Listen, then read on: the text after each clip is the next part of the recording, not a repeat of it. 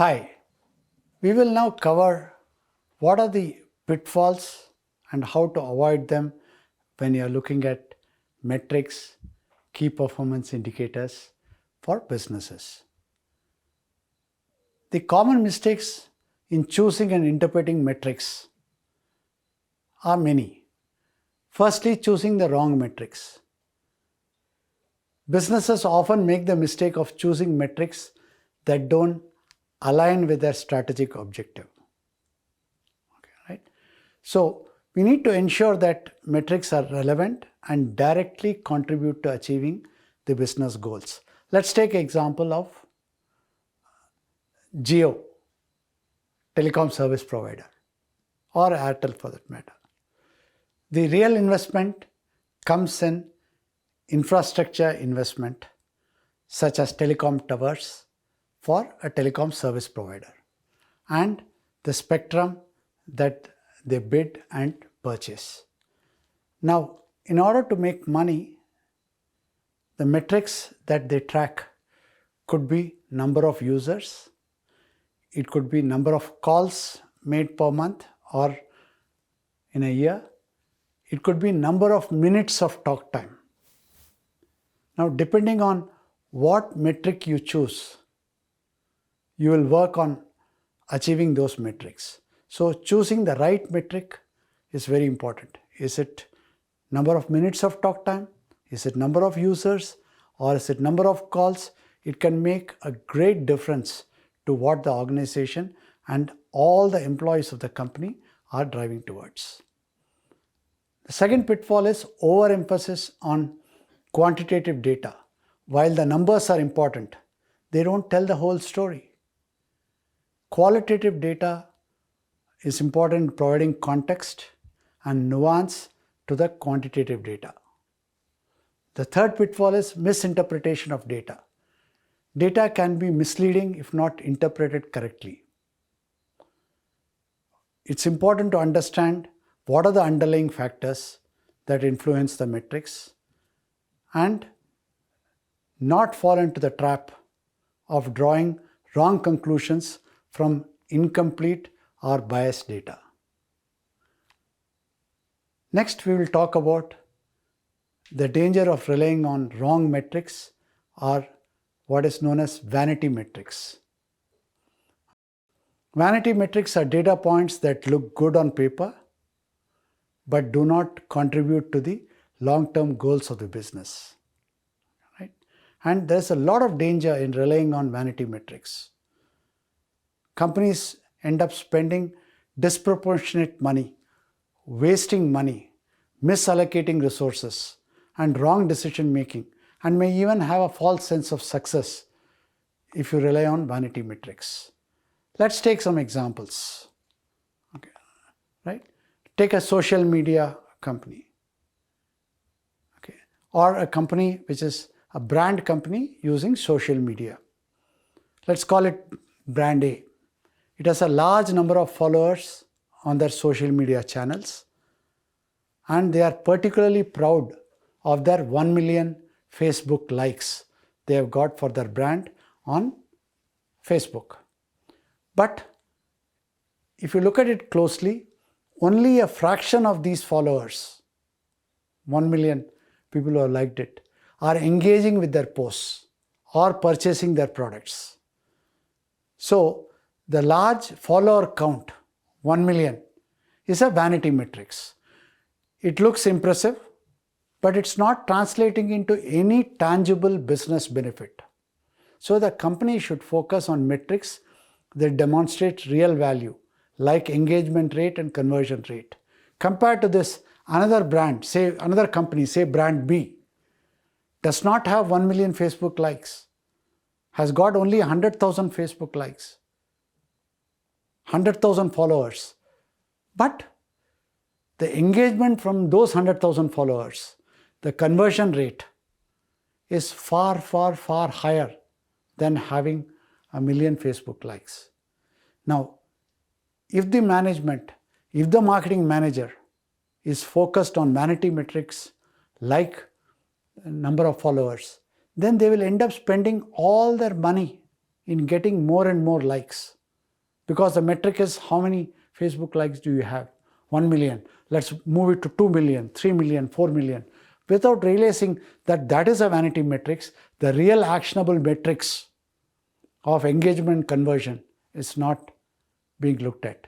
Whereas the other company will focus on these metrics, will make more money or profit. Now let's look at another example. Website page views.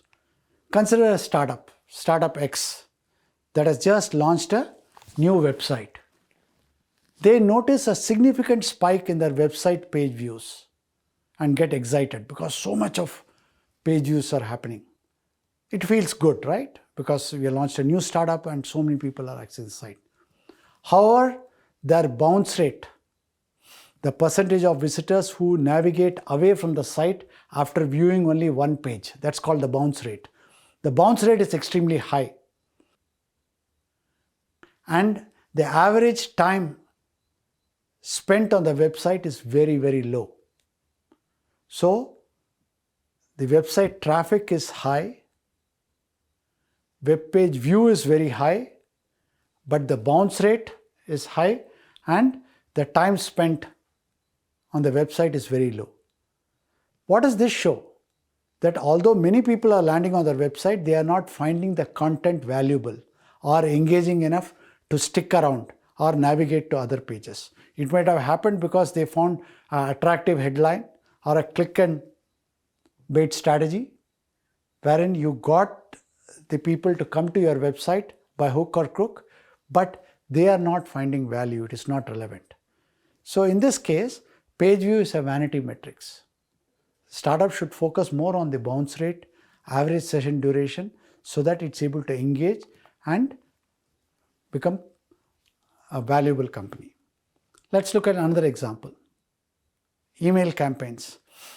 Let's say a company, e-com company, regularly sends out email campaigns and boasts of a high email open rate. That means what is the, out of, if you send 100 emails, what percentage of people have actually opened the email? There are various software to track the open rate.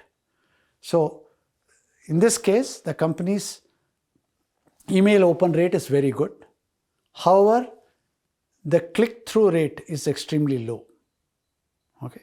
The high open rate could be because of a catchy subject line.